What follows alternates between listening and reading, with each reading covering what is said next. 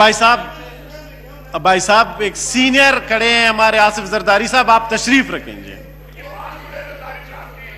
جی جی جی تشریف رکھیں. جی جی جی سر, میں عرض کر رہا تھا کہ اس کے باوجود کہ ہم نے ایسٹ پاکستان کی جنگ ہرائی تھی اور ہاری تھی, اور کس وجوہات سے ہرائی تھی, کیوں ہاری تھی, اس میں نہیں جانا چاہتا. اس کے بہت سے ایشوز ہیں, محکمے ہیں, مسئلے ہیں, مگر بہرحال ہمارا آدھا انگ ٹوٹ چکا تھا. اب اسی طرح آج کشمیر کا آدھا انگ ہمارا ٹوٹ چکا ہے. اس میں صرف ایک سلور لائننگ ہے. وہ سلور لائننگ کیا ہے کہ کشمیر کی اور انڈیا کے مسلمانوں کو یہ بات سمجھ آ گئی کہ جو حضرت قائد اعظم نے کہا تھا کہ ٹو نیشن تھیوری جو ہے وہی چلے گی, وہ آج کشمیر کی لیڈرشپ سب ایک جگہ آ گئی ہے, اور وہ خود کہہ رہے ہیں کہ ہم نے غلطی کی کہ ہم نے انڈیا کا ساتھ دیا اور اس پالیسی کو نہیں مانا. مگر یہ بات سمجھنے کے لیے ہمیں تھوڑا سا حوصلہ, لیڈرشپ, سمجھداری, دور دراز نظر, دور تک سوچنے کی سوچ یہ چاہیے. جو کہ آپ سمجھتے ہیں کہ انڈیا کو نہیں پتا کہ یہاں ٹیلر میڈ ڈیموکریسی چل رہی ہے, ان کو نہیں پتا کہ آپ کی اکنامک سچویشن کیا ہے.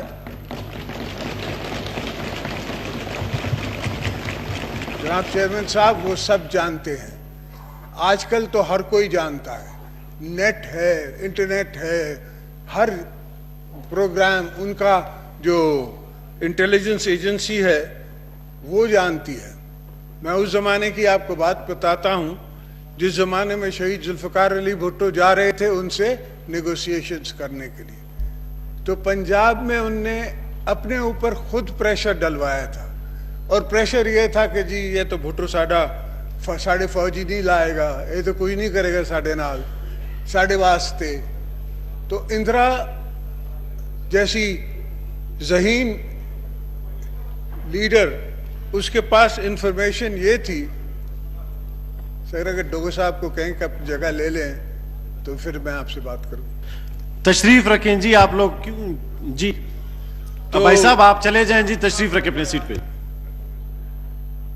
اندرا پہ کو انٹیلیجنس انفارمیشن یہ تھی کہ بھٹو صاحب پہ اتنا پریشر ہے کہ یہ سوائے سولجرز کے اور کچھ نہیں مانگ سکتا.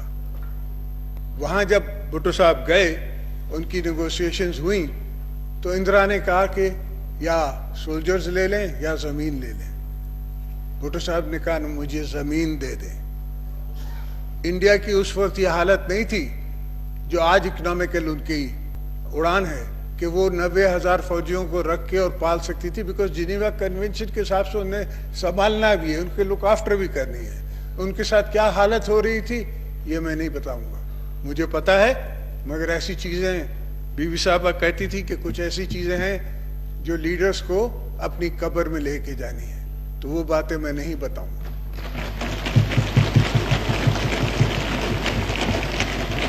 اور الحمدللہ ان کی لیڈرشپ سے ہمیں زمین واپس ملی. آپ نے دیکھا کہ 32 میل زمین گولان ہائٹس پہ آج تک سیریا سارے مسلمان مل کے لڑے, واپس نہیں لے سکے, اور اب جا کے وہ وہاں کالونیز بن رہی ہیں اسرائیلیز کی, اور پوری دنیا چونکہ پورا سیریا ہی تباہ ہے, کچھ نہیں کر سکتی. تو تاریخ پہ ایک نظر رکھنی چاہیے, ایک سوچ ہونی چاہیے.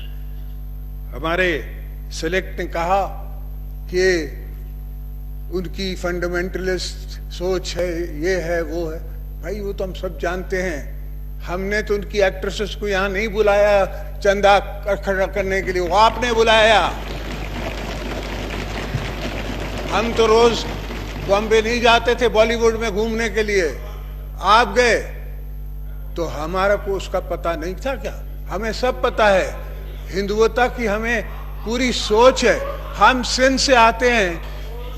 نو کراس ٹاک. تنگی صاحب خاموشی رکھیں پلیز. جی سندھ سے آتے ہیں جس نے سندھ نے اور بنگلہ دیش نے پاکستان بنایا ہے، آپ نے تو بنایا نہیں، آپ تو مائیگریشن کر کے آئے ہیں، آپ تو صرف وہاں سے بھگائے گئے اور آپ بھاگ کے آ کے یہاں آپ نے پناہ لی. تو خیر ہے، ہم نے آپ کو پناہ دی اور ہماری آنکھوں پہ ہم آپ کو ویلکم کرتے ہیں، آپ رہیں یہاں، آپ کا حق ہے. ہم نے پاکستان اس لیے بنایا کہ سب مسلمان یہاں رہ سکیں، اس میں ہمیں کوئی اعتراض نہیں. مگر یہ سمجھنا کہ آپ کچھ کر رہے ہیں یا کر سکتے ہیں، یہ آپ کی غلط فہمی ہے. میں جنگ کر لوں، جنگ آپ کا باڈی گارڈ اگر اس کے اوپر فائر ہوگا تو آپ کو بچائے گا، ورنہ وہ آپ گولی چلانے کو اس کو کہیں گے، آپ کے کہنے پہ وہ گولی نہیں چلائے گا. میں آپ کو بتا دے رہا ہوں، یہ آپ کی پوزیشن ہے اور یہ پوری دنیا کو پتا ہے. دنیا از ٹاکنگ اباؤٹ پوزیشنز. یہ جو دنیا آپ سے ڈائیلاگ کر رہی ہے وہ پوزیشنز کی بات ہے، اور وہ آپ کا چہرہ دیکھ کے کسی اور سے ڈائیلاگ کر رہی ہے. ان کو ضرورت ہے افغانستان میں، آپ کی کیا ضرورت ہے؟ وہاں کون سی آپ کی پارٹی ہے؟ یہ کہنا کہ میں ورلڈ کپ لے لیا یا وہ کر لیا، میں زیادہ ان کی مخالفت نہیں کرنا چاہتا، اس لیے کہ یہ پاکستان کا دن ہے، یہ پاکستان کے اوپر ایک ظلم ہوا ہے، ہمارے کشمیری بھائیوں پہ ظلم ہوا ہے، ہمیں کشمیر کے ساتھ سولیڈارٹی دکھانی ہے، ہم نے ان کے ساتھ کھڑا ہونا ہے.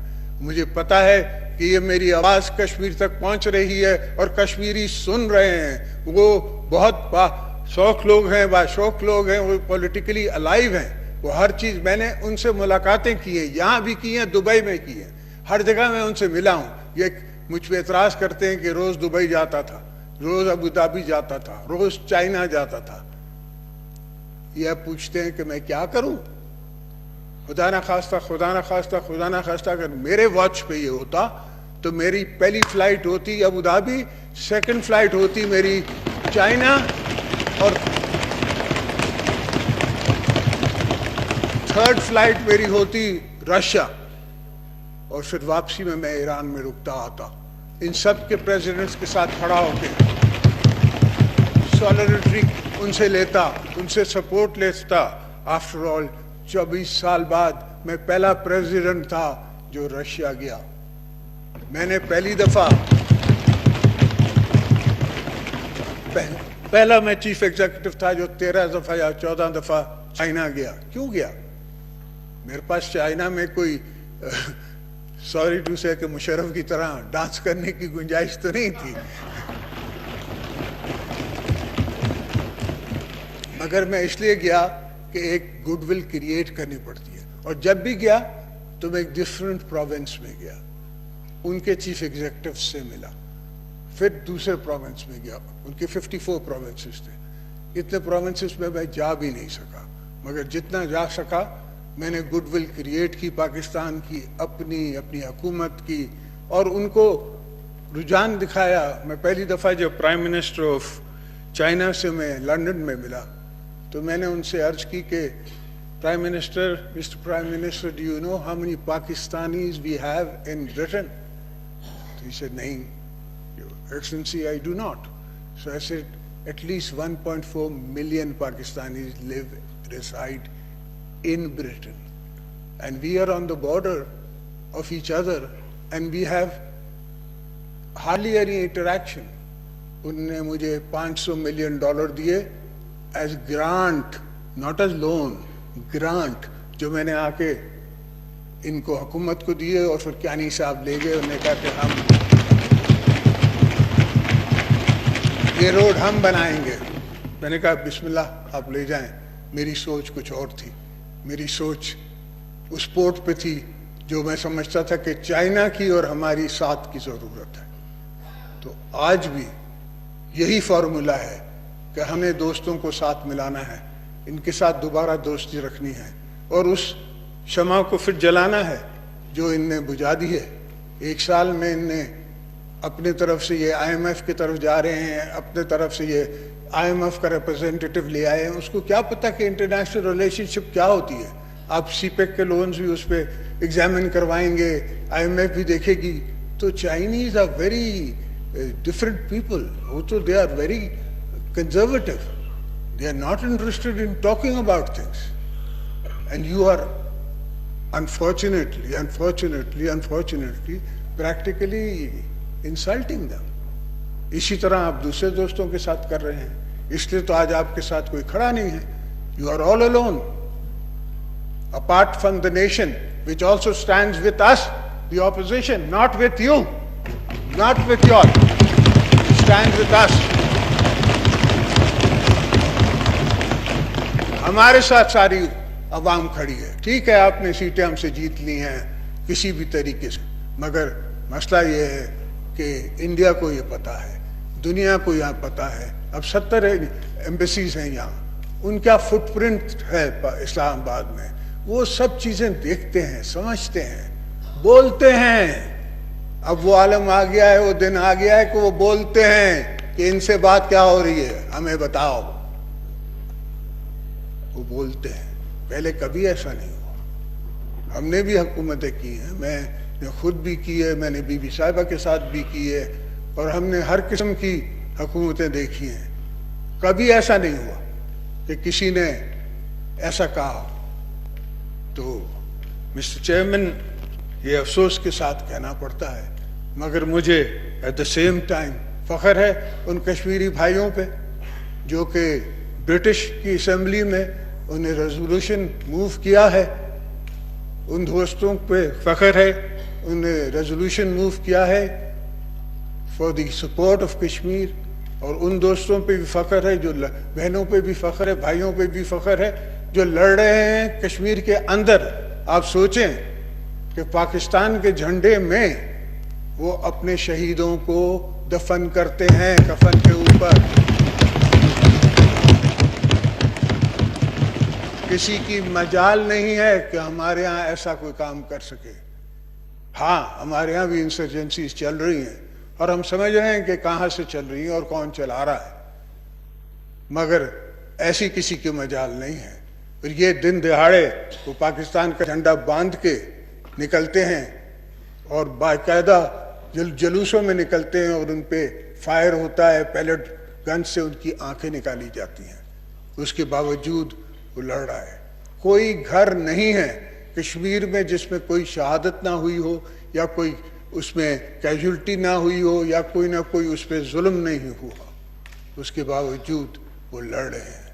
और मुझे उम्मीद है कि ये जो वाजपेयी और इनकी जो पार्टी है, मोदी साहब का जो सोच है, इसमें डिसइंटीग्रेशन इंडिया की खुद होगी इंशाल्लाह. इसलिए कि वो सेक्युलर इंडिया जिसका इसकी सोच गांधी ने, जिसकी सोच नेहरू ने दी थी, वो इनने दफन कर दिया. और मैं इस पे देखूंगा, चाहे हम हो या ना हो, चाहे हमारी उम्र हो या ना हो, पर एक दिन आप देखिएगा तारीख लिखेगी और तारीख में ये आएगा. और मैं तारीख से ही बात कर रहा हूँ. मुझे पता है कि मेरे सामने जो हैं बैठे हुए दोस्त, वो सुनने के लिए मेरी बातें तैयार नहीं है, मगर तारीख लिख रही है और तारीख लिखी जा रही है. तो तारीख की याद रखेगी कि मैंने ये कहा था और ये होके रहेगा इंशाअल्लाह. Thank you mister. Thank you.